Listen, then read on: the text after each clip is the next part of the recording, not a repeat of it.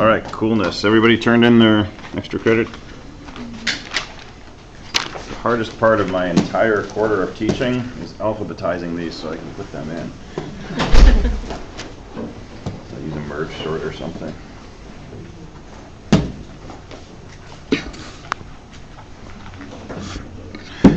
All right, so any comments on the SLP presentations yesterday? Hi, Tina.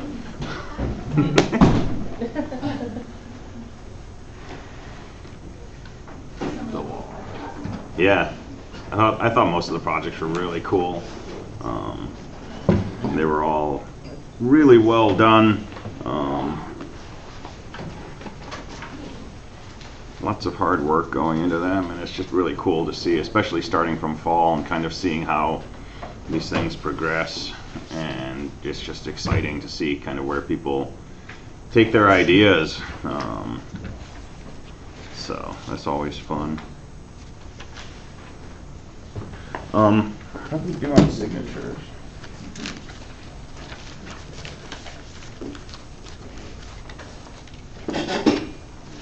That's pretty good.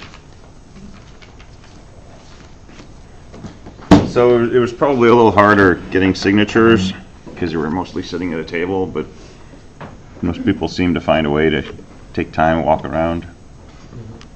Okay, cool. So I would like to talk about hashing again and make sure that people understand the concept of hashing and how we actually do hashing, because we had like one or two short ODPs that touched on some aspects of that, but we haven't had a programming assignment. It hasn't come up in code-wise, so I just want to kind of like make sure that everybody's up to speed on hashing, and there'll definitely be a hashing question on the final. So this is not just like random stuff. So what's the basic idea of a hash? Anybody want to throw out a idea? Yeah. A key to a table of different. Okay. A tree. Yeah. So it's a key that points us into a table, and we're usually associating two things together, so we can think of like a key and a data pair, and. A question for story.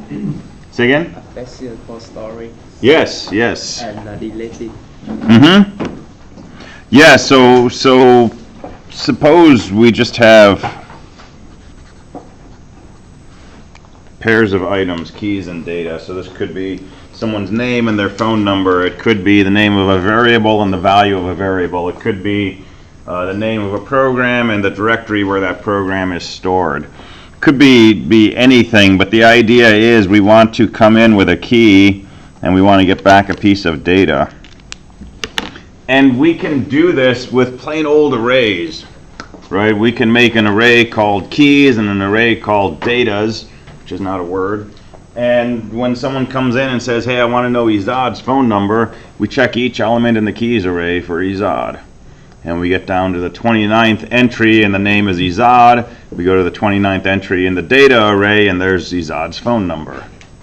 So we don't need a hash to be able to store pairs of keys and data, right? The whole idea of a hash is to be able to do what we just did efficiently.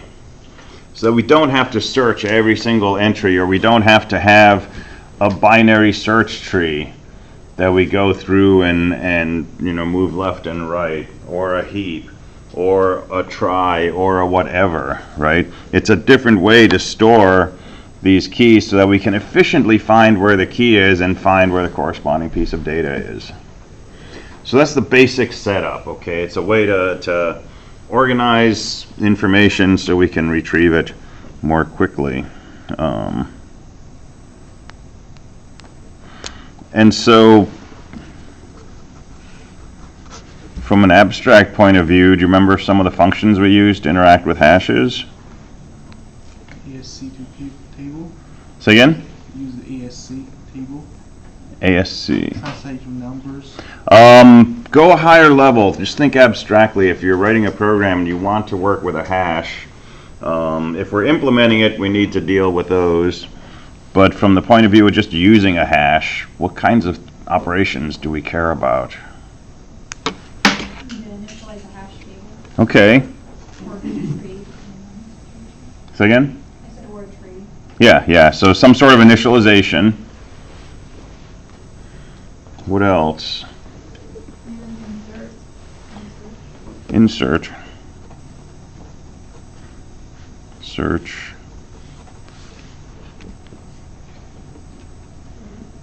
And delete. That's a pretty good set, right? So insert, we usually insert a key and a piece of data to be associated with it. Search, we might search for a key. Delete, we might just want to delete a key. And it'll delete, the associated data. And search might, return a pointer to a piece of data or something like that. So from a user perspective, right, it's not a whole lot different from how we use a tree.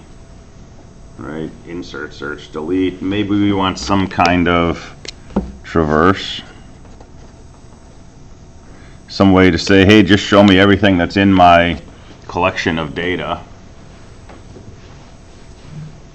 And if it's a tree, we do an LNR traversal or a breadth first traversal or something like that. If it's a heap, we do something else. If it's a hash, we do something else. But from this perspective, it's just, here's some stuff. Remember this for me. When I ask for it, give it back to me. Right? That's basically what all these structures look like to us. So the more interesting part is when you go below that layer and you start looking at how you implement a hash. And that's where we get into the ASCII table and probes and modulos and arrays and all that kind of stuff.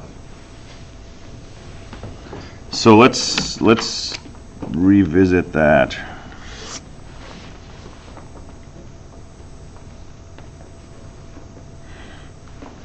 So we usually implement a hash with an array.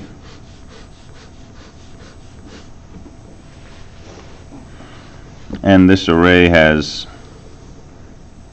some sort of structure to each element. So at the very least, each entry in this array is going to have a key and it's going to have the piece of data associated with it.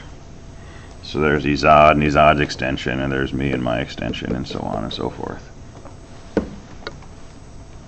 And again, if someone says search for Izad, you could just go through every element, see if it's equal to Izad. When you find one that matches the name, go ahead and return the data. Okay, so the whole trick to a hash is we have this thing called a hash function. And the hash function is almost like a genie.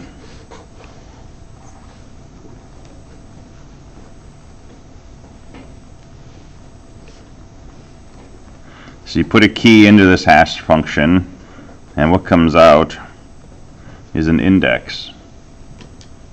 And that index tells you where in this array you should find that key.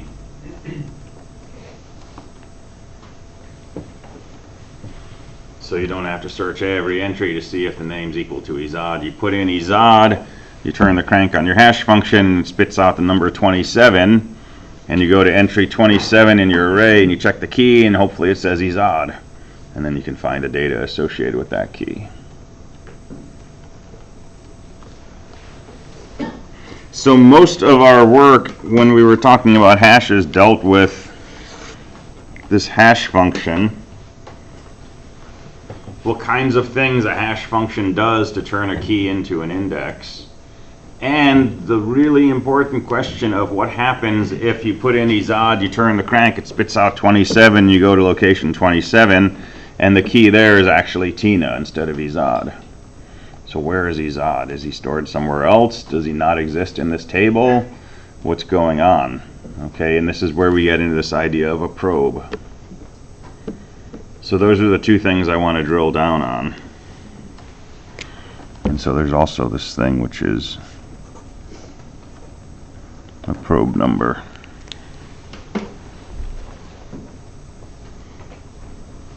Okay, we put in Izad, we turn the crank, spits out 27, we look at 27, Izad is not there. It's possible that, you know, Izad should go at this location, but that when someone previously put Tina in and turned the crank, it came out with index 27 also, and so Tina's data was stored there. And when someone tried to store Izad, that spot was in use. Okay, so they can either give up and say, sorry, you're fired because we don't have room for you in the hash table, or they can say, okay, well, let's find a different place to store Izad. So that's what this probe number does. So the first time that you put something in and hash it, you use a probe number of 0. If you need a second attempt, you change that to a 1 and you rehash. And now it comes out and it says, oh, let's use index 3. So you go to index 3, hey, that's available, you store Izad there. Is this all making sense? Okay. So when you search for Izad, right, and you hash and you get a 27 and you don't find Izad there, you don't give up right away. You say maybe it got stored after something got stored in 27, so you probe again with a probe of 1. You get a 3, you find the key Izad, there you go. There's his data. Now you search for SpongeBob, right? And you hash and it comes up to location 5 and you look at location 5 and there's Scott.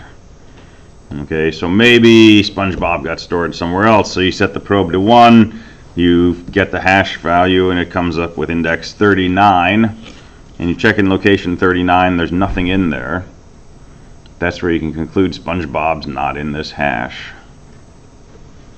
Because if they were, they would be at location 39, or they would have been at location 3, which was already occupied. So you keep hashing using larger probes until you find your data or you find an empty spot. Empty spot tells you the data is not in there, or if you're trying to store something, it tells you you can store it here. And if you find the data, then you know you found the data. So when this hash table is almost full, it's not really any more efficient than just a regular array? When it's very close to full, it's going to look a lot like a regular array because there's a good chance you're going to hash multiple times. And when it's completely full, right, you're going to hash and end up trying like every single key before you realize that you've run out of possibilities, and then it's basically an array. It's actually more expensive because the hash function is taking time. But the hope is that your hash doesn't get too full. And if it does, you can do things like grow it, rehash all your keys, and get yourself an array that has more space. Or if your hash function is poorly written or your data is just unfortunate, right, it might be that everything is hashing to the same 5 cells, and then you're just getting a lot of collisions, even though there's a lot of space in your table. Okay, so let's look at hash functions, and then I'm going to have you work on some of these on the board. So this is purely an example hash function. This is not the function you're going to see on your exam. And it's probably not a function you would see in real life. It's just an example. So sample hash function.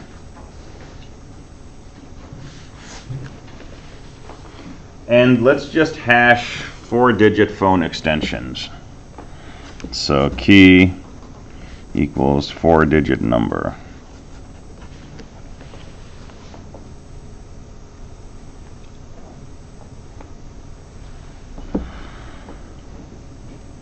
And I'm going to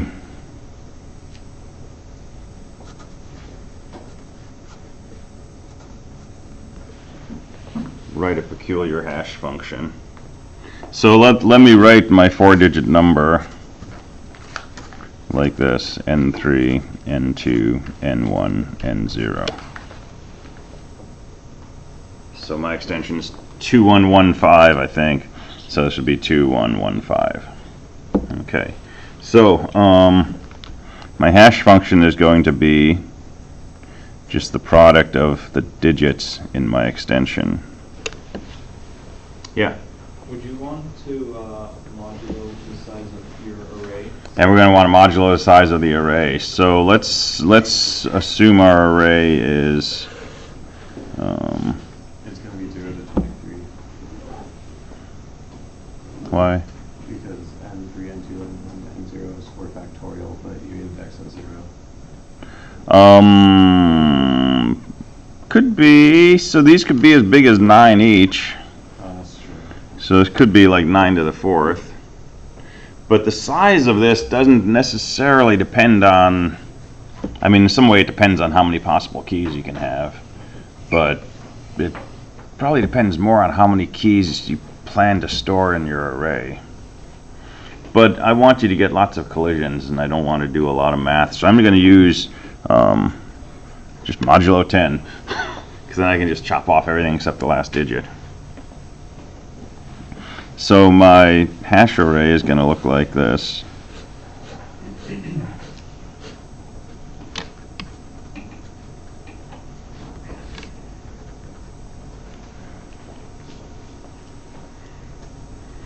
And I'm going to add a probe function. So hashing a number, comma, a probe is going to be, let's just say, multiply all of these things and then add 3 times the probe.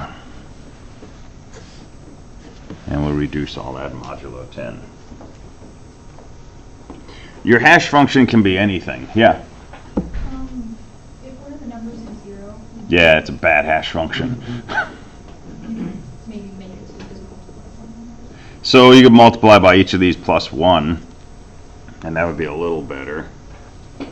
But multiplication of digits is kind of a bad hash function. But like I said, I want some collisions here. So I'm making it bad. But yeah, that's a good observation. What if any of them equal to -1 and you put +1, it still gets negative? Yeah, so I'm going to assume these are positive or 0.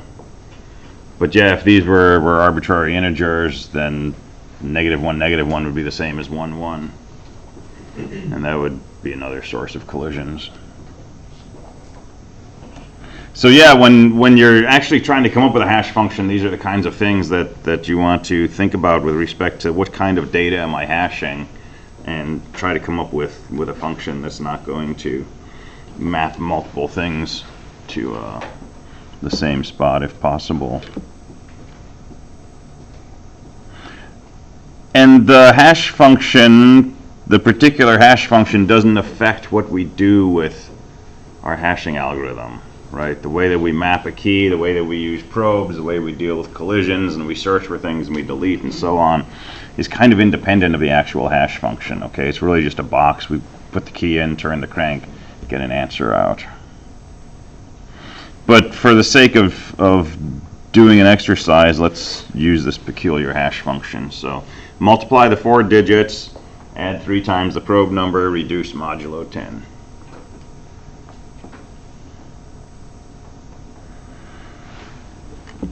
And so we're going to have our key, and well, let's just do the hashing for now. We'll worry about delete later. Okay, so give me a 4-digit extension. 12, 16, 13, 1. 4 digits total, Oh, please. 1932. 1932. All right, what was yours? 1, 2, 3, 4. 1, 2, 3, 4. Hey, that's my password. Cool. All right, and that's my extension. It's the only extension I know, and I never call myself. What? 555.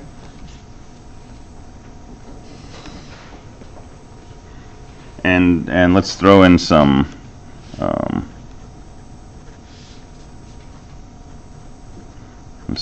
ones with zeros.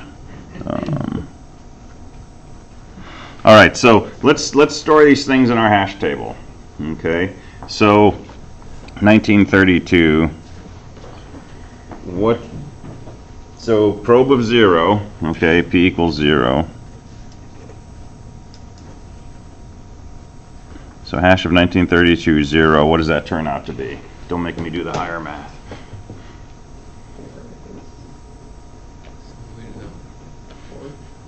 Got a vote for 4. Any other votes?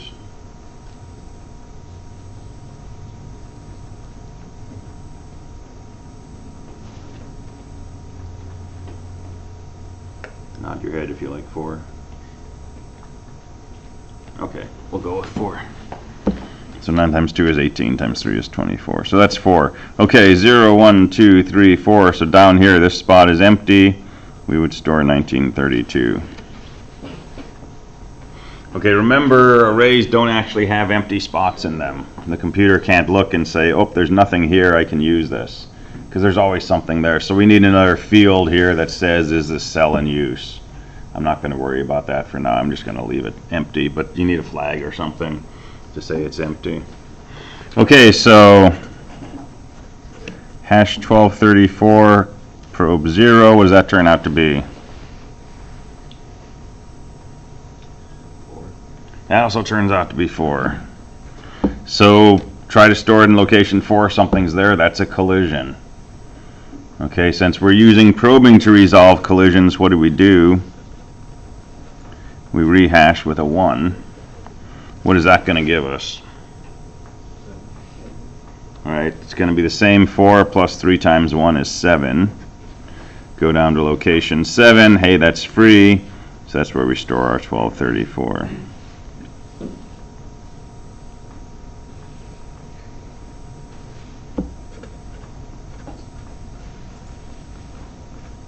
Alright, what about 2115? 0. That's free. There's our 2115.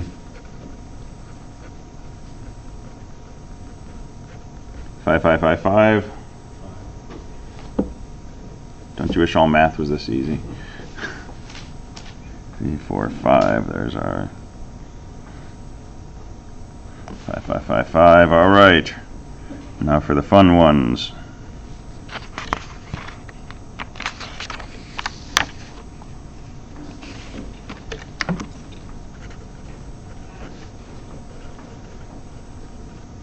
All right, 0, 1, 2, 3. Zero. All right, 0, go to 0, 0's in use. Okay, 0, 1, 2, 3, probe 1. What does that give us? Gives us a 3, 0, 1, 2, 3. Hey, that's available. So we'll store our number right there. Okay, 1024. 0 gives us 0. Rehash with a 1, what are we going to get? We get a 3. That's in use. Rehash with a 2. That gives us a 6. That's available. There's our 1024. And you can guess what's going to happen with 1,000. When you hash with a 0, you're going to get a 0. When you hash with a 1, you'll get a 3. When you hash with a 2, you'll get a 6. When you hash with a 3, that'll get you up to a 9. That's available. There's your 1,000. Our table is getting full, right? And our hashes are taking longer and longer. And those kind of go together.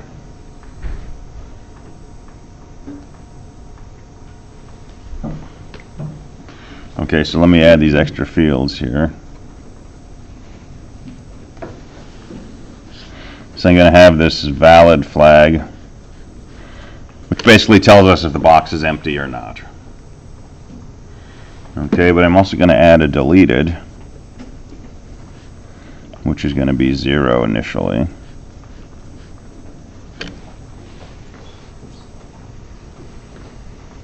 Okay, so now we want to delete 2115. So what has to happen when we delete 2115?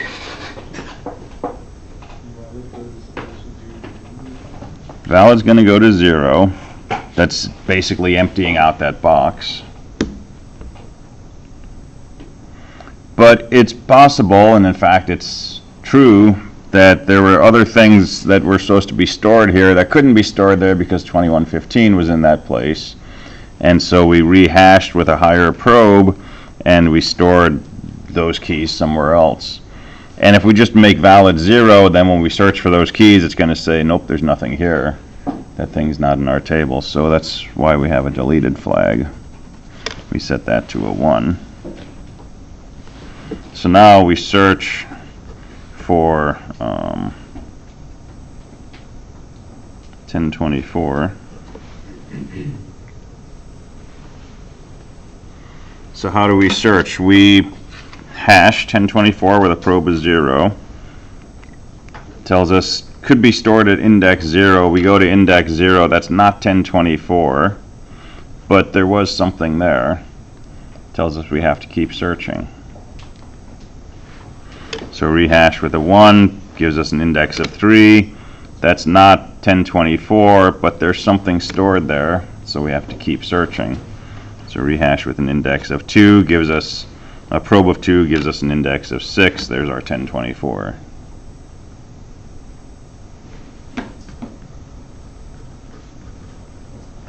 If we search for 1025, that's going to hash to a 0.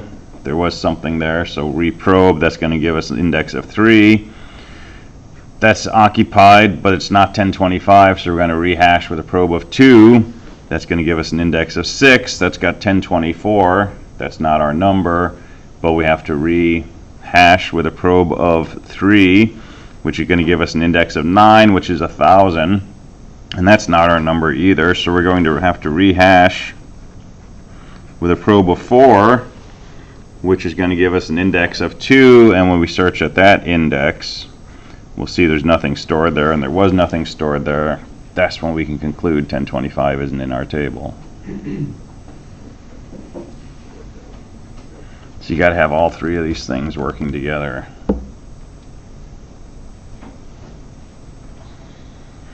There's usually a data piece in here also that I'm not bothering to show because the data just comes along for the ride.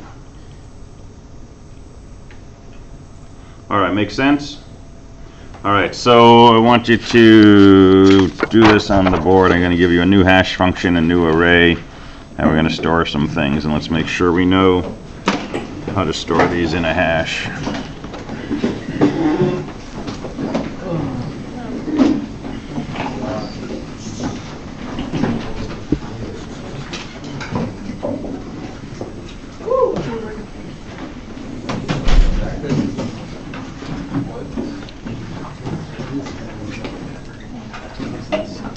Oh, thanks.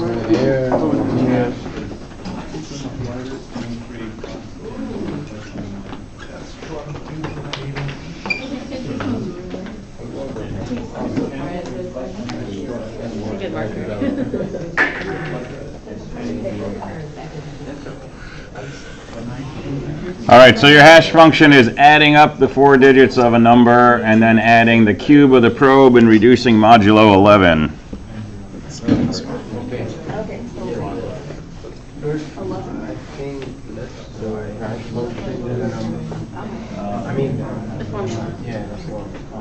N3 plus N2 plus N1 N0 plus PQ. So draw yourself an array.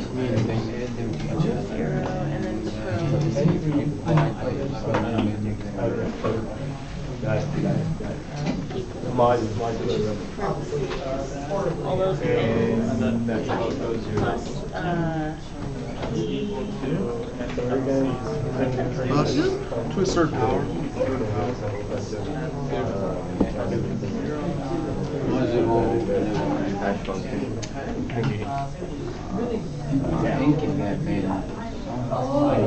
It's amazing. This pen must be brand new. Yeah. All right, it goes from 0 to 10. Yesterday, Scott got irritated about the pens being like due them. He's like, I'm bringing new ones. Cool. And he's like, okay, here's. I was like, yes, 222 would be good. The thing is, like, you need like a new one every lecture because after like 15 minutes of writing on a board, they're definitely like not as new. Or get the whiteboards from the library, the digital one. Yeah, yeah. Or chalk. Or chalk. It never. Hey, we spent on those whiteboards in we're not using it. Yeah. The IT people use it to draw like cat faces and leave like passive-aggressive notes to each other. Cool. All right, so go ahead and store 1, 2, 3, 4. What's the problem?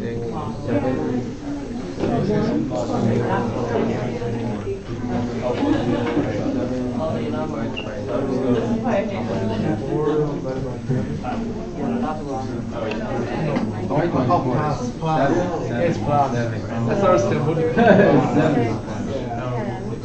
10, module 11. It says key valid detected. Oh. Valid and deleted.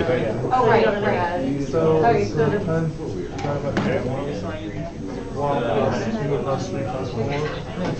It's 4. oh, it's not the remainder. Yeah, 4. Right? This is 3, 6 and 4 is 10. Oh, sorry, 10. It's 1. One, yeah. That's Oh, because right, we're plus or not. You stored it in the. that's the random sections.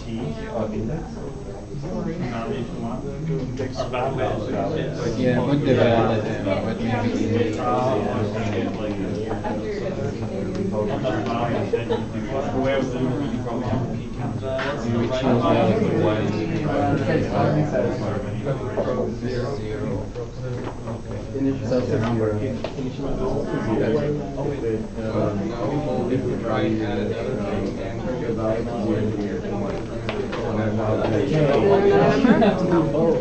'Cause if you delete something,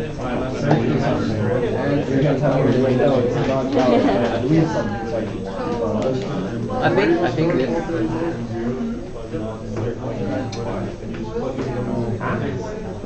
Oh! You're right. I was thinking that.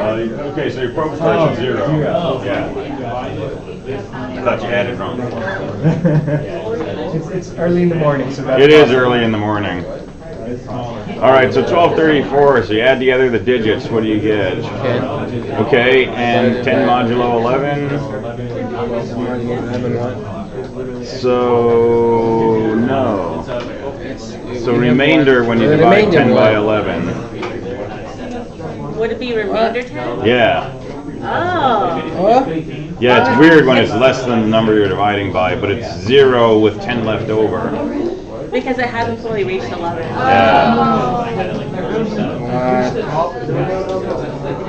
forgot that. Yeah, that's the cell one. So did I. in this mean if you divide this by. We got pretty big. All right, cool. So everybody's got 1234 in location 10. All right, so let's store. That should be 10. Yeah, this is 10. Do we step reminder? Yeah, so since Let's store the number 5060. then you have a remainder. Oh, grouping index 10. What's next? Oh, 5,000. Oh, 0. Divided by 11. Oh, 0, yeah, it's 0. What was the previous one? What you restored the previous one? This is 11. I mean, this is 10. My brain was thinking 10, my mouth said 0. 11. No, this is 0. Oh, right. We change valid and detected. Yes, that's valid to 1 and deleted is. Oh, deleted. Then when the number is smaller than the digit, Okay. it's the same.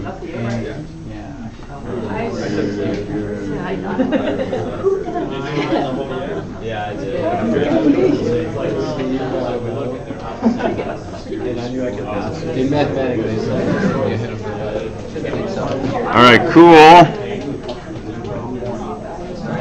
We don't often use it. We never we don't use it. 25. All right, 2,521. So same. So put 0 first. Well, let's get 7. Oh, yeah. Like that. Like that. One cube.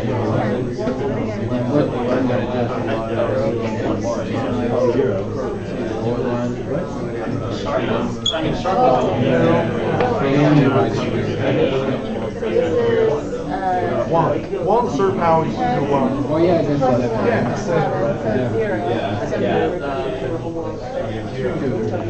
which is 12. So 2 cubed is 8, no? This is Yeah. 10 into Oh, no, this is a cubic. yeah. So it's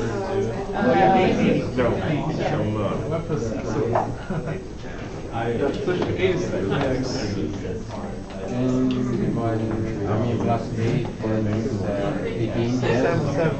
Or 0 should be your true value. so there's gonna be a remainder of 7. The numbers that you back with the number that's filled are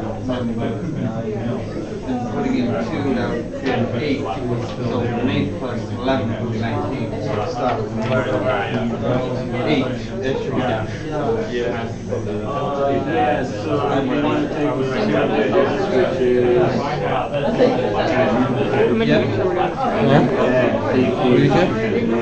No, we didn't. right. Because we have to go. Anyway, we have to go through each time. First time we did it. Okay, yeah. The second time.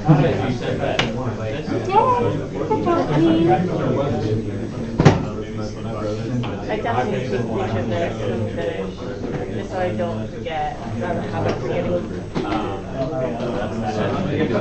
What about still the bleeding from over there?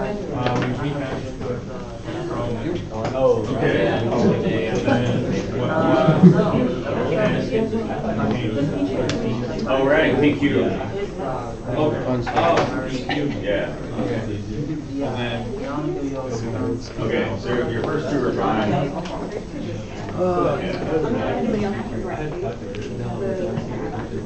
I like your handwriting, so. It's good. It's good when you do it. I mean, when you get it. Yeah, when you do it yourself. Actually,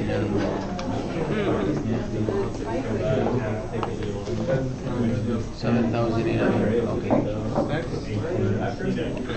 What is next? Good. What should we store? What should we store? What should we store? What? 1,000. About 7,000. 7,000. Of course not.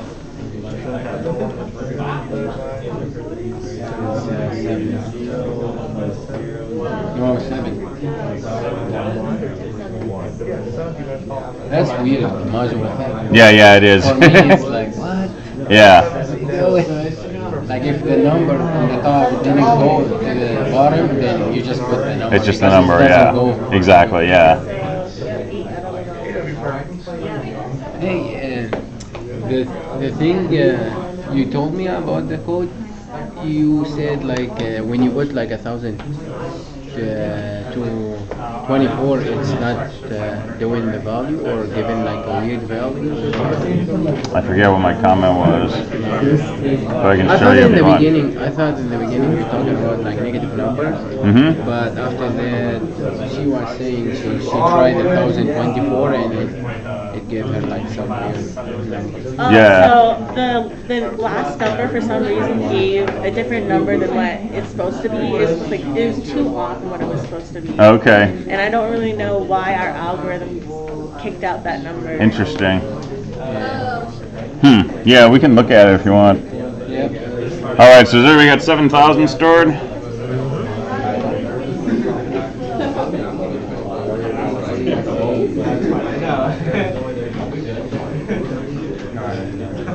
All right, so everybody comfortable with hashing and probing? All right, you're good to do this on a test, for example, hypothetically, if in some parallel universe you saw this. Yeah, like filling in a table. Yeah, we can do this. Coding it is a whole different story. Okay, so if you want to delete, you just mark valid 0, deleted 1, right? We don't need to do that. Yeah. Okay. How about search? So search for,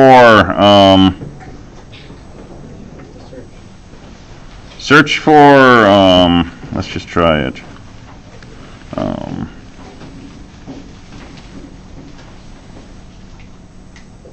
Search for 1230.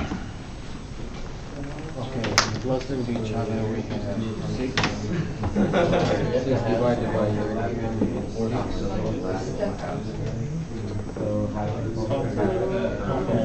Do we actually need a probe for search? We only need. Maybe not. Maybe, but then we go here and then it's not there, so then it's there. Not there, we don't have that up. So you are always using a probe, it's just your probe is 0 the first time. Yeah. So. You always search, I think you. Wait, how did you figure out to look at index 6? So how many spots do you have to check for 1230? 6 divided by 6. 6. Honestly, If this was like, Search for. So search for 1231 and see how many times you have to check your table. Okay, 1231. 1231. It will be 7, right? 7 divided by 11 is 7, and we go to 7 and we see that it is 7.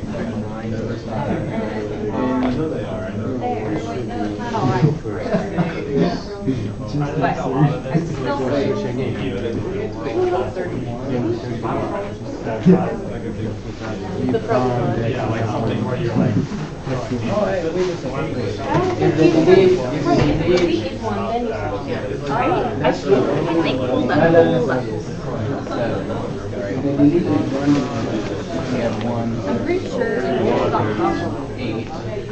But then we have to add 8.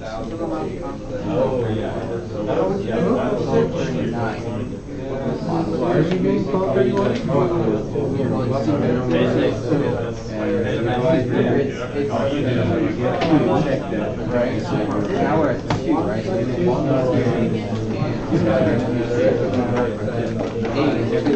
Something there. Something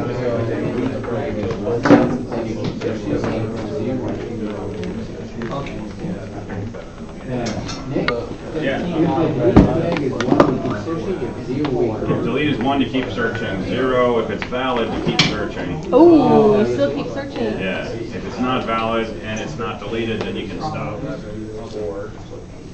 So essentially the search is putting it through the same thing as hash and just keep going number in that. Exactly. And if it doesn't match, if that entry is valid or if it's been deleted, you have to keep searching. Yeah, until. So you either find it or you get to a cell that's either not valid or you go to 8, and you see you still have 1. not valid. So at most you have to. So you have to search the whole table. Yeah, a lot of the time. Okay. Okay, go with it. Divided, and you will give 9. All right, so how many times do you have to probe to find that number is not in your table? Yeah. Let me take a picture. And basically, you keep searching until you get to something that's not valid and not deleted. Right? If it's valid or it's deleted, you got to keep probing. How do you know if your table's full? You can keep a counter, so every time you add, you bump it up, and you can just check that. You get the length of the I table. did take a picture. I send you A good hash function will try every location before it goes back and repeats and try. So you can count how many times you're probing and just limit your probe to the size of the table. So that's 2 ways. All right, cool. So we'll start review tomorrow. We actually went over hashes. Cool. If you came in late and you didn't drop if your extra credits slipped, drop that off with me. Oh no, that's like 80% of your grade. It's sort of important, right? Cool, thank you. Oh, yeah. So much. Alphabetizing, I can do it in You 10. feel like you are a very nice, intelligent person. Yeah, that's not the life for me. You messed up like 2 or 3 pages. Yeah. Oh, no, it gave me the